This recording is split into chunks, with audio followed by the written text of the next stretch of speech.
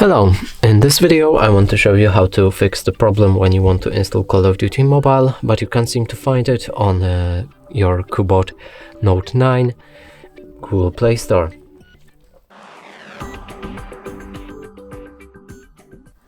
So in order to actually fix this, let's open Google Play Store first. Here, if we look for Call of Duty, there won't be a game that we're looking for. So now go back, click on your profile picture, navigate to the settings. Here open Family, Parental Controls, and either disable parental controls entirely or go for apps and games. Enter your PIN code, increase PG to at least 16, and make sure to save the settings afterwards. Now if you go back and try finding the game again, it should be right here. And that's it for this video. Hope you like it. Please consider subscribing to our channel, leave a like and a comment below.